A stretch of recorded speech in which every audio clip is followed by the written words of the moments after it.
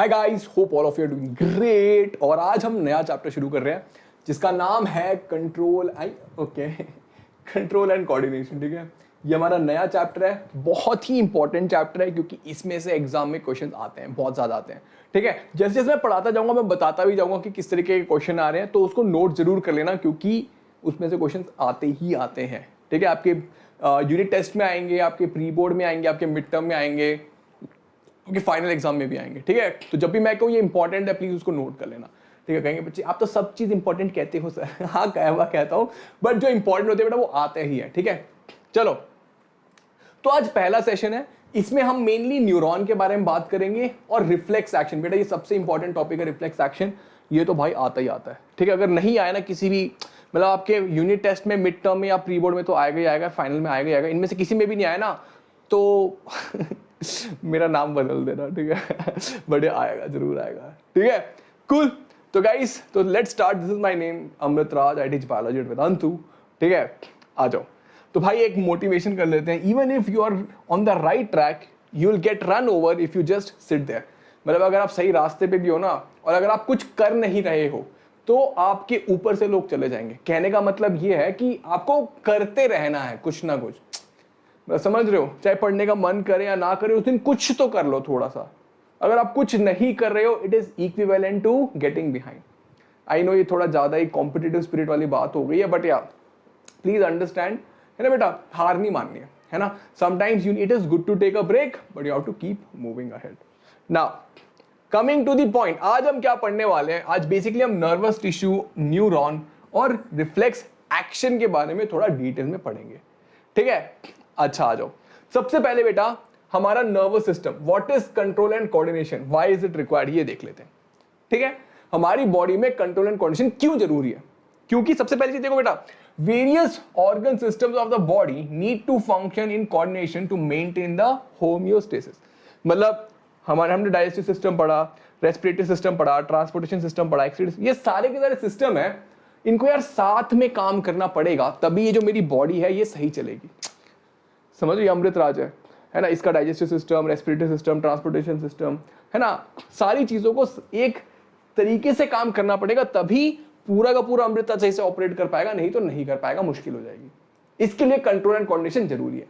Homeostasis क्या होता है, कांस्टेंट बॉडी का इंटरनल एनवायरनमेंट, मतलब मेरी बॉडी में कांस्टेंट एनवायरनमेंट मेंटेन रहना चाहिए। फॉर एग्जाम्पल मेरी बॉडी का टेम्परेचर 37 डिग्री सेंटीग्रेड हमेशा रहना चाहिए। ज्यादा होगा तब भी दिक्कत है, कम होगा तब भी दिक्कत है ना। तो कांस्टेंट इंटरनल एनवायरनमेंट को मेंटेन करना जरूरी है। ये कब रहेगा, जब मेरे सारे के सारे ऑर्गन सिस्टम सही से काम करेंगे। वो कैसे करेंगे, because of my control and coordination system. मेरे कंट्रोल एंड कोऑर्डिनेशन सिस्टम की वजह से सारी चीजें सही से काम करेंगे। इंटरेस्टिंग, यस गाइस बताओ, सही, यस, कूल, परफेक्ट, आगे आ जाओ। ठीक है, two method of control in human body is, सबसे पहला बेटा एक नर्वस सिस्टम है और एक केमिकल कंट्रोल। मतलब जो हमारी पूरी की पूरी बॉडी है उसमें दो सिस्टम है जो हमें कंट्रोल करने में हेल्प करती है। पूरी बॉडी में दो सिस्टम, एक है नर्वस सिस्टम, दूसरा है केमिकल कंट्रोल, और इसको कहते हैं हम एंडोक्राइन सिस्टम भी कहते हैं। कौन सा सिस्टम, एंडोक्राइन। मतलब देखो पहला नर्वस सिस्टम है ना, इसमें बेसिकली बेटा आपका ब्रेन और स्पाइनल कॉर्ड, आपका ब्रेन और स्पाइनल कॉर्ड है। ठीक है, अब जो केमिकल कंट्रोल है इसमें आपने सुना होगा ग्लैंड्स, है ना, एंडोक्राइन ग्लैंड्स जो हैं वो सारे इसमें आते हैं। समझ रहे हो, नर्वस सिस्टम में क्या है भाई, ब्रेन और स्पाइनल कॉर्ड और जितनी भी नर्व्स होती हैं,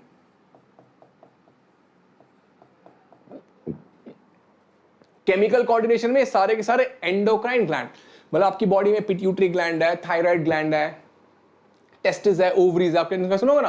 तो ये क्या करते हैं, केमिकल प्रोड्यूस करते हैं।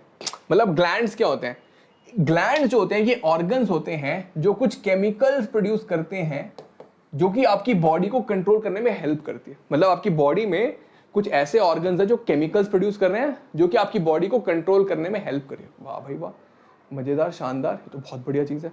समझ आ गया।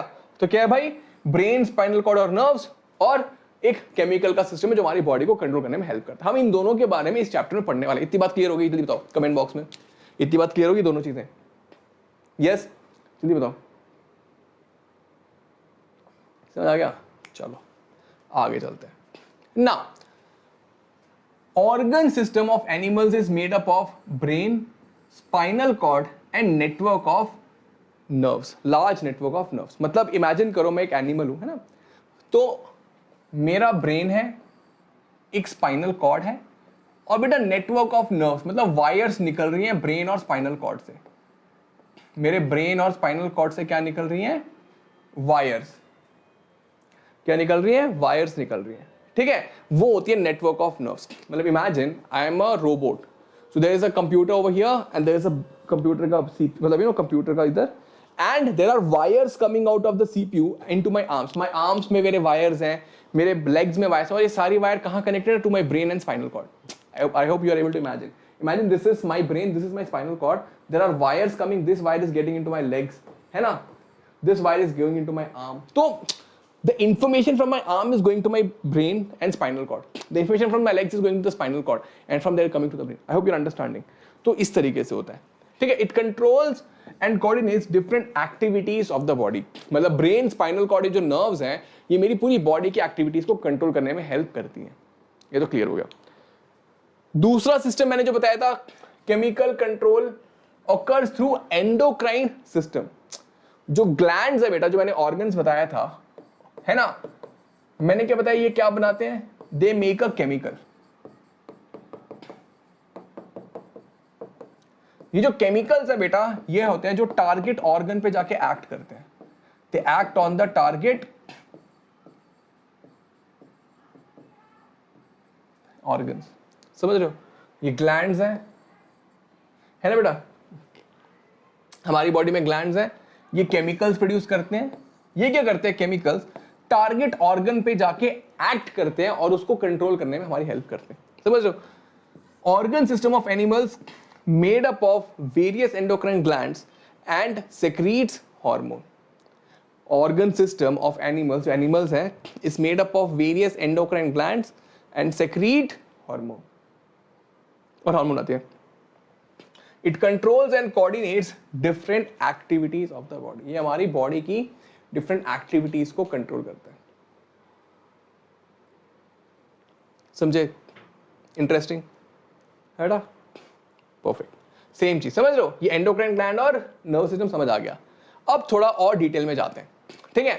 हमारी बॉडी में बेटा कुछ रिसेप्टर्स होते हैं, ये इंपॉर्टेंट है, ये एग्जाम में आ चुका है, ठीक है। ऑल्फैक्टरी रिसेप्टर्स आपके नोज में होते हैं, रिस्पॉन्सिबल फॉर स्मेल। ये पेपर में आया था बोर्ड एग्जाम्स में।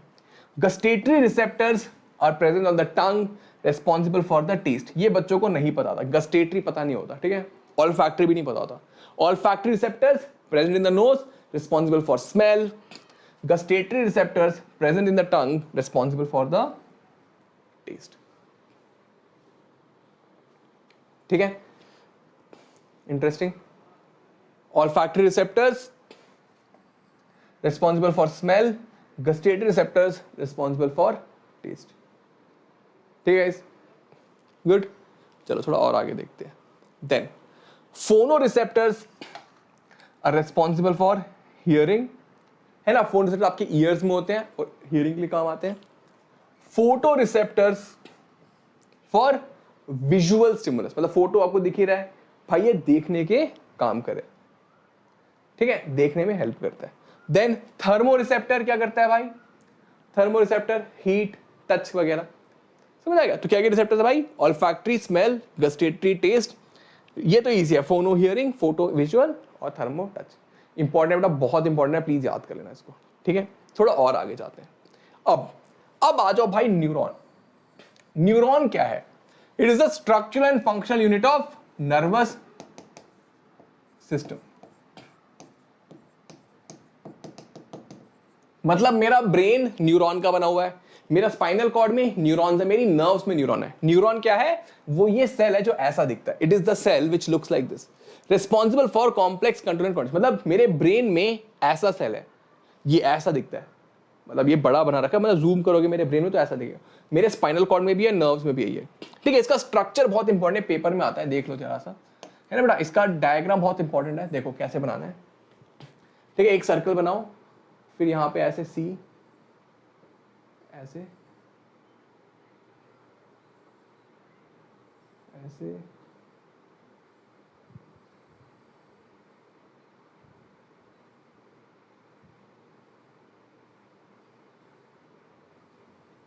ओके, ये ऐसा कुछ दिखता है। Cool.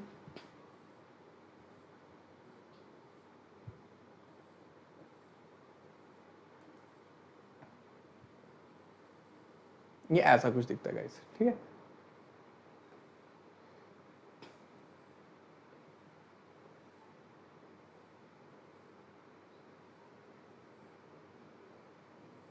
It looks something like this. Cool. तो यहां पे देखते हो ये होता है बेटा, ये रीजन है सेल बॉडी। ये जो पूरा है सेल बॉडी, ये जो बाल बाल से निकल रहा है ना, hair like structure, this is dendrite. This entire region is axon. This region is nerve ending. Cool. अब ये जो शीट टाइप है इसको कहते हैं माइलिन शीट।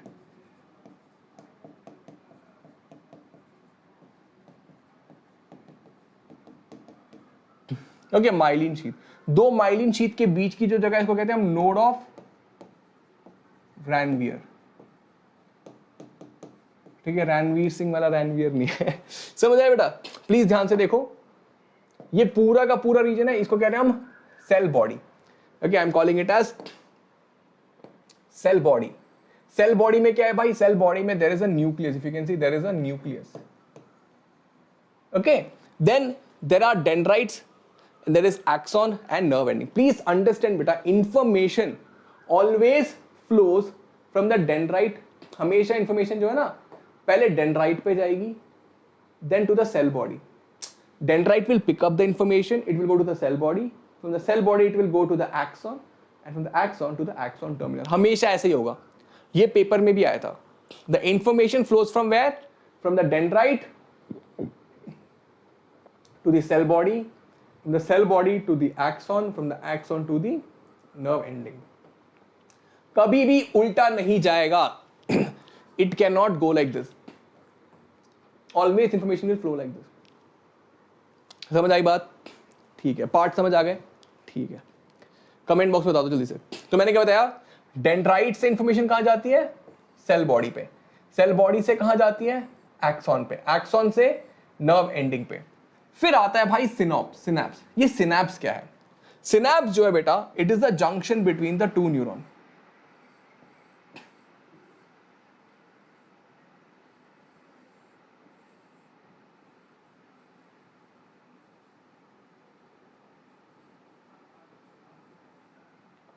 ठीक है, मतलब ये एक न्यूरॉन है,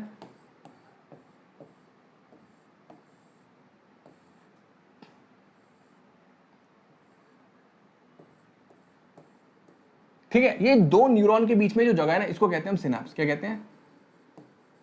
प्लीज देखो, यहां से इंफॉर्मेशन आई, यार कहां गया? प्लीज देखो, इंफॉर्मेशन यहां से डेंड्राइट से सेल बॉडी, सेल बॉडी से एक्सॉन, एक्सॉन से एक्सॉन एंडिंग. तो यहां पे सिनैप्स है, सिनैप्स से फिर दूसरा इंफॉर्मेशन दोबारा डेंड्राइट पे जाएगा, फिर सेल बॉडी, फिर एक्सॉन, फिर ऐसे, मतलब इसी तरीके से जाएगा. ठीक है, synapse is the junction between the two neuron. दो न्यूरॉन के बीच में जो जंक्शन उसको कहते हैं. इसमें एक और चीज ध्यान देखो बेटा, जब इंफॉर्मेशन ना न्यूरॉन के अंदर जा रही होती है तो it is in the form of electric impulse.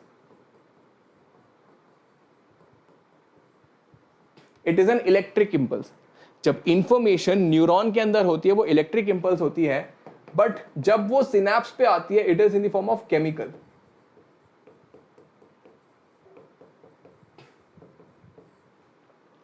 वो केमिकल इंपल्स हो जाती है. The information is electrical when it is flowing through the axon और in the neuron. As soon as it reaches the nerve ending, जैसी ये information nerve ending पहुंचती है, nerve ending में बेटा केमिकल्स के बैग होते हैं, केमिकल के बैग होते हैं जो कि ये इलेक्ट्रिक इंपल्स पुश कर देता है. और ये केमिकल्स के बैग यहाँ पे केमिकल रिलीज करते हैं, जिस केमिकल का नाम होता है न्यूरोट्रांसमीटर। न्यूरोट्रांसमीटर क्या है? ये वो केमिकल है जो सिनेप्स पे रिलीज होता है ना, and it is picked up by the dendrite of the next neuron. जो अगला न्यूरॉन उसके डेंड्राइट्स को पिक करते हैं और यहां पे फिर से एक इलेक्ट्रिक सिग्नल जनरेट होता है और ये फिर मूव करने लग जाता है। तो इसी तरह से इंफॉर्मेशन एक न्यूरॉन से दूसरे न्यूरॉन पे पास होती जाती है। समझ आया? डेंड्राइट ने पिक करा, इंफॉर्मेशन आई इलेक्ट्रिक, यहाँ पे केमिकल्स रिलीज हुए, chemical information picked up by the dendrite of the next neuron, और इंफॉर्मेशन जा रही है और आगे जाती है। ठीक है, समझ आई? इतनी बात समझ आई? कूल। इंफॉर्मेशन ऑलवेज फ्रॉम ये बेटा ये फ्लो इंपॉर्टेंट है। डेंड्राइट से सेल बॉडी से एक्सॉन से एक्सॉन एंडिंग और नर्व एंडिंग, फिर वहां से सिनेप्स पे आती है, सिनेप्स पे फिर डेंड्राइट पे आती है। अब ध्यान से देखो, न्यूरॉन आया, एंड में क्या होगा? एंड में एक्शन कौन करेगा? एक्शन तो एक मसल करेगा। एंड में इंफॉर्मेशन कहां जा रही है? मतलब मेरे ब्रेन से जो इंफॉर्मेशन आ रही है वो मेरे मसल तक आ रही है। तो जो लास्ट न्यूरॉन है और मसल के बीच में जो जंक्शन होगा उसको कहेंगे हम न्यूरोमस्कुलर जंक्शन। समझो, जो लास्ट न्यूरॉन है और मेरे मसल के बीच का जो जंक्शन है उसको कहेंगे हम न्यूरोमस्कुलर जंक्शन। दिखाता हूं आपको, ठीक है? कहां गया? ये देखो, the point where a muscle fibre comes in contact with a motor neuron carrying nerve impulse from the controller nervous system. मतलब ये वाला जगह ध्यान से देखो, अगर आपको दिख रहा है तो ये जगह जहां पे न्यूरॉन मेरा कनेक्ट हो रहा है मसल से, इस जगह को कहेंगे हम न्यूरोमस्कुलर जंक्शन। ठीक है, तो यहां पे थे हम, आगे देखते। अब थोड़ा एक और बात, थोड़ा और मतलब दोबारा रिपीट कर रहा हूं मैं यहां पे। साइटोन क्या है भाई? Star shaped structure contains nucleus and other cell organelle. यह सेल बॉडी स्टार शेप है, इसमें क्या है? न्यूक्लियस है और बाकी के सेल ऑर्गेनल्स होते हैं। फिर है डेंड्राइट, ये है डेंड्राइट, ये सब डेंड्राइट है ना बेटा। Hair like structure protruding out of the margin which receives the nerve impulse. ठीक है, हेयर लाइक स्ट्रक्चर है जो नर्व इंपल्स को रिसीव करती है। Hair like structure protruding from the cell body which receives the information. Hair like structure receiving the information, है ना। Axon, it is a tail of a neuron. It ends in several hair-like structure called as axon terminal.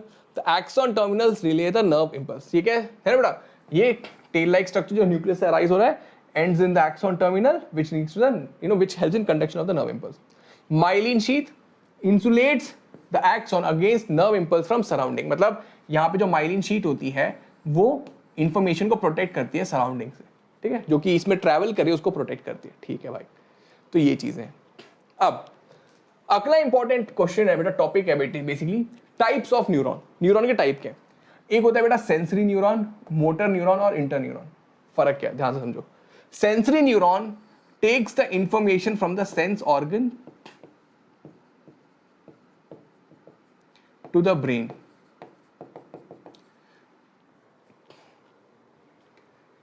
ठीक है, क्या हुआ? Sense organ से information जा रहा है ब्रेन तक, मतलब ये आंखों से ब्रेन तक लेके जा रहा है। सेंसरी मतलब सेंसरी ऑर्गन से ब्रेन तक लेके जाता है। दूसरा है बेटा मोटर न्यूरॉन, जो कि ब्रेन से इंफॉर्मेशन लेके आता है मेरे ऑर्गन्स के पास, जो कि इफेक्टर है। इफेक्टर ऑर्गन, इफेक्टर ऑर्गन कौन से ऑर्गन होते हैं? जो एक्शन करे, मतलब मेरा मसल एक इफेक्टर, आउटपुट, ये आउटपुट वाला है, समझ रहे हो? तो ये कौन सा हो रहा है? मोटर न्यूरॉन, मतलब ये आउटपुट वायर है ना। ये सेंसरी न्यूरॉन, इनपुट वायर, समझ रहे हो? ठीक है, तो ऐसा है। तो बेटा प्लीज हमेशा समझना, जो ब्रेन देखो, ये मान लो, तो हमेशा ये उल्ट ऐसे जाएगा। मतलब अगर इंफॉर्मेशन को नीचे आना है तो ऐसे आएगी और इधर जाना तो ऐसे आएगा। तो सेंसरी नर्व अलग होती है, मोटर नर्व अलग होती है, दोनों अलग अलग होती है। जैसे कि एक रोड पे दो होता है ना, एक ट्रैफिक जा रही होती है, एक आ रही होती है, तो उसी तरीके से ऐसा होता है। ठीक है, फिर आ गया इंटर न्यूरॉन। क्या होता है बेटा? ये वो वाला न्यूरॉन है जहां पे पूरा थिंकिंग प्रोसेसिंग होती है ऑफ इंफॉर्मेशन। इंटर न्यूरॉन में क्या होती है? प्रोसेसिंग होती है ऑफ इंफॉर्मेशन। ठीक है, समझ आया? Sensory neuron receive signal from the sense organ. These neurons send signal to the muscle or a gland. Interneuron, these neurons relay the signal between the sensory neuron and the motor neuron. Interneuron क्या करता है? Relays the signal between the sensory and the motor neuron, इन दोनों के बीच में, ठीक है? और basically, you know, thinking process और processing of information में help करता है. Perfect. Synapse में बताया था. The point of contact between the terminal branches of axon of one neuron and dendrite of the other neuron is called as synapse. The point of contact between axon terminal of one neuron and dendrite of the another neuron is called as synapse. It can be also called as junction between the two neurons. Oopsie. Can be called as junction between two neurons. Interesting, right? This is the junction. And मैंने बताया electric impulse होता है यहाँ पे synapse में, it gets converted to chemical and again electric impulse is produced. That's it. Perfect. Neuromuscular junction, I told you, the last neuron is in contact with the muscle and this junction is called as neuromuscular junction. Perfect. Cool, समझ आया? तो बेटा जो human nervous system है ना, human nervous system है, central nervous system में दो चीजें होती हैं. एक होता है ब्रेन और स्पाइनल कॉर्ड. ठीक है, अभी हम बात करेंगे ह्यूमन नर्वस सिस्टम में.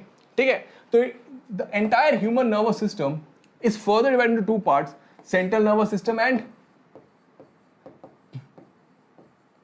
Peripheral nervous system. कोई सर ये क्या हो गया? अभी तो आप ब्रेन ब्रेन कह रहे थे. ठीक है, अभी आपको न्यूरॉन समझ आ गया. अब थोड़ा और आगे चलते हैं. न्यूरॉन कहाँ होते हैं? ब्रेन और स्पाइनल कॉर्ड में होते हैं. मैं क्या कह रहा हूं, जो हमारा नर्वस सिस्टम है वो दो प्रकार का है, एक सेंट्रल नर्वस सिस्टम और पेरिफेरल नर्वस सिस्टम. ठीक है, इसके बारे में अभी हम और थोड़ा ध्यान से पढ़ेंगे. तो जो सेंट्रल नर्वस सिस्टम है उसमें बस ब्रेन और स्पाइनल कॉर्ड, मतलब only brain and spinal cord, only brain and spinal cord are there in the central nervous system. Peripheral nervous system में क्या आता है? सारे के सारे जो वायर्स हैं, जो नर्व्स है, ब्रेन से निकल रही है, जो मेरे स्पाइनल कॉर्ड से निकल रही है, वो पेरिफेरल नर्वस सिस्टम के अंदर आती है. ठीक है बच्चे, है ना? अब ये पेरिफेरल नर्वस सिस्टम के अंदर आती है. अब इसमें बेटा दो तरीके के और होते हैं पेरिफेरल नर्वस सिस्टम में. If you see, there is somatic nervous system and there is autonomous nervous system. ठीक है बेटा, somatic nervous system and autonomous nervous system. अब ये क्या है सर? सोमैटिक नर्वस सिस्टम में बेटा there are 12 pair of cranial nerves,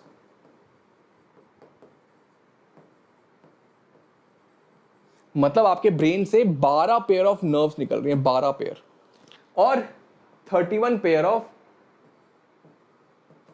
spinal nerves.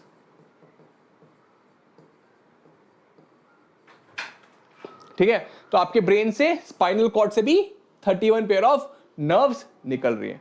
Brain से कितनी निकल रही है? 12 पेयर ऑफ नर्व्स निकल रही है, और स्पाइनल कॉर्ड से 31 पेयर ऑफ नर्व्स निकल रही है. ठीक है, फिर बच्चा ऑटोनॉमस नर्वस सिस्टम. अब इसमें क्या हो रहा है? इसमें देखोगे ये दो तरीके का है. एक होता है पैरासिम्पैथेटिक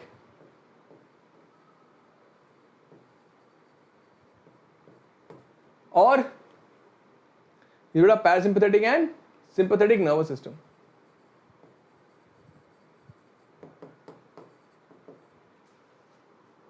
ठीक है, sympathetic and parasympathetic nervous system.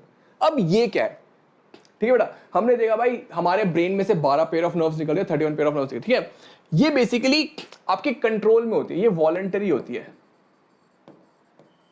ठीक है, सोमैटिक नर्वस सिस्टम होता है वॉलंटरी, मतलब आप कंट्रोल कर सकते हो. ऑटोनॉमस नर्वस सिस्टम है, ये इनवॉलंटरी होती है.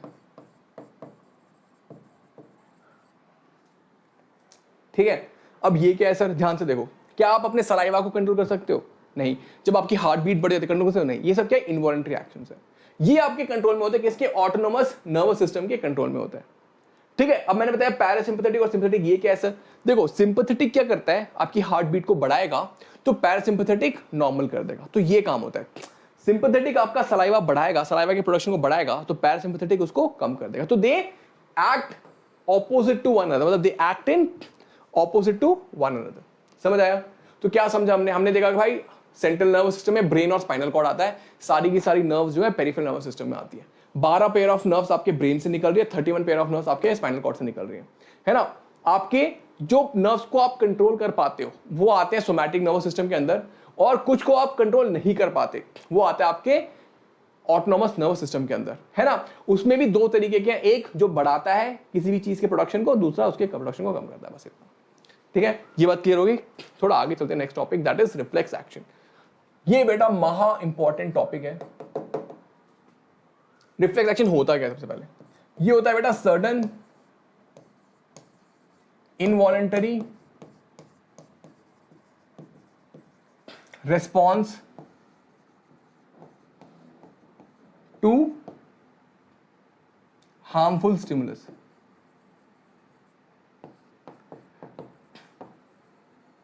ये क्या है? पहली बात तो सडन है, इनवॉलंटरी रिस्पॉन्स, मतलब जैसे कि आप किसी हॉट चीज को हाथ लगाते हो, आप हाथ हटा देते हो, that's a reflex action. Sudden involuntary response to a क्या बेटा? हार्मफुल, मतलब किसी भी चीज को इनवॉलंटरी रिस्पॉन्स किया, मतलब किसी चीज को आपने हाथ लगा, हाथ डाल लिया, तो उसको कहते हैं हम रिफ्लेक्स एक्शन। ये इंपॉर्टेंट क्यों है? क्योंकि आपकी बॉडी को ज्यादा डैमेज, अगर मतलब आपने गर्म चीज को आप हाथ लगा के रखोगे तो आप जल जाओगे, है ना, आपकी स्किन जल जाएगी, तो इसलिए आपकी बॉडी को प्रोटेक्ट करता है ना। इसमें बेटा स्पाइनल कॉर्ड सबसे इंपॉर्टेंट होता है। Spinal cord, the reflex action में कौन सा ऑर्गन इन्वॉल्व होता है? Spinal cord is involve in the reflex action. आपका स्पाइनल कॉर्ड आपके रिफ्लेक्स एक्शन में इन्वॉल्व होता है। ठीक है, अब इसमें बेटा इसका एक ना फ्लो चार्ट होता है, वो बहुत इंपॉर्टेंट है, वो पेपर में आता है। ठीक है, वो मैं आपको ड्रॉ करके दिखाता हूं। ठीक है, reflex action always start from receptor, ठीक है, फिर सेंसरी न्यूरॉन,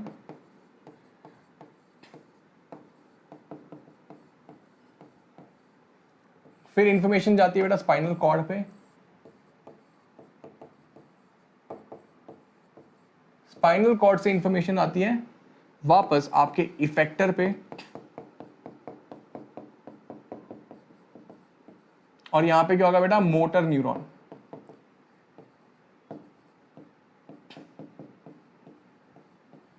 समझ रहे हो? है ना। यहां पे क्या होगा बेटा? स्टिमुलस। यहां पे क्या होगा? रेस्पॉन्स। समझ आया? मतलब स्टिमुलस क्या था? अगर आप किसी हॉट चीज को अलग, वो स्टिमुलस है, आपका स्किन इफेक्टर रिकॉग्नाइज करेगा, वो सेंसरी न्यूरॉन के थ्रू स्पाइनल कॉर्ड को भेजेगा इंफॉर्मेशन, स्पाइनल कॉर्ड कहेगा हाथ हटाओ, ये इंफॉर्मेशन इफेक्टर आपके हाथ पे आएगी, फिर आप हाथ हटा दोगे, वो आपका रेस्पॉन्स हुआ। इसको कहते हैं हम रिफ्लेक्स एक्शन। एग्जाम क्वेश्चन क्या आएगा? What is reflex action? It is sudden involuntary response. Sudden है, इनवॉलंटरी मतलब कॉन्शियस नहीं है, इनवॉलंटरी है, रिस्पॉन्स टू अ स्टिमुलस। ठीक है, कौन इसमें इन्वॉल्व होता है? स्पाइनल कॉर्ड इसमें इन्वॉल्व होता है, क्योंकि इंफॉर्मेशन अगर ब्रेन तक जाएगा वापस आएगा तो उसमें क्या होगा? डैमेज हो सकती है बॉडी ज्यादा, तो इसलिए स्पाइनल कॉर्ड तक सीमित रखते हैं। ठीक है, बस। और ये फ्लो चार्ट बहुत ज्यादा इंपॉर्टेंट है, पेपर में आएगा। कूल। समराइज करें, क्या पढ़ा हमने? हमने क्या पढ़ा भाई? आज हमने पढ़ा कि हमारी बॉडी जो है दो सिस्टम से कंट्रोल होती है, एक नर्वस सिस्टम और एक है हमारी एंडोक्राइन सिस्टम। नर्वस सिस्टम में हमने देखा कि भाई neurons makeup the nervous system. Neurons है ब्रेन में, स्पाइनल कॉर्ड में और नर्व्स में न्यूरॉन्स है हमारे। ठीक है भाई, अब न्यूरॉन्स का हमने स्ट्रक्चर देखा, उसमें होती है सेल बॉडी, डेंड्राइट, एक्सॉन और एक्सॉन एंडिंग्स हैं। ठीक है, फिर हमने देखा इंफॉर्मेशन हमेशा डेंड्राइट से सेल बॉडी पे, सेल बॉडी से एक्सॉन और एक्सॉन एंडिंग पे आएगी। फिर हमने क्या देखा भाई? हमने देखा तीन तरीके के न्यूरॉन है। सेंसरी न्यूरॉन जो इंफॉर्मेशन को सेंस ऑर्गन से आपके ब्रेन या स्पाइनल कॉर्ड तक लेके जाता है। मोटर न्यूरॉन जो एक्शन को आपके मतलब आपके ब्रेन से इंफॉर्मेशन आपके इफेक्टर ऑर्गन्स तक लेके आता है। एंड इंटर न्यूरॉन जो प्रोसेसिंग में हेल्प करता है, ये हमने देखा। फिर हमने देखा भाई जो नर्वस सिस्टम है वो भी दो प्रकार का है। क्या दो प्रकार है? सेंट्रल नर्वस सिस्टम और peripheral nervous system. Central nervous system में बस ब्रेन और स्पाइनल कॉर्ड आता है। पेरिफेरल नर्वस सिस्टम में सोमैटिक और ऑटोनोमस नर्वस सिस्टम आता है। पेरिफेरल नर्वस सिस्टम में बेसिकली सारे के सारे नर्व्स आते हैं।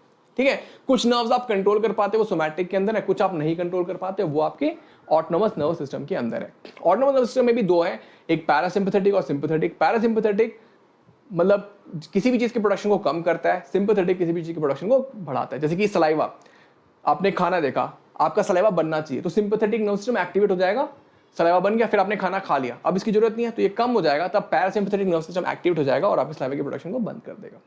फिर हमने लास्ट टॉपिक देखा रिफ्लेक्स एक्शन, ये क्या सडन इन्वॉलंटरी रिस्पॉन्स टू स्टिमुलस। इसमें आपका स्पाइनल कॉर्ड इन्वॉल्व होता है, इंफॉर्मेशन हमेशा इफेक्टर सेंसरी न्यूरॉन से स्पाइनल कॉर्ड से मोटर न्यूरॉन और फिर इफेक्टर ऑर्गन तक आ जाती है। ठीक है, ये पूरा हमने आज पढ़ा। आई होप आपको मजा आया।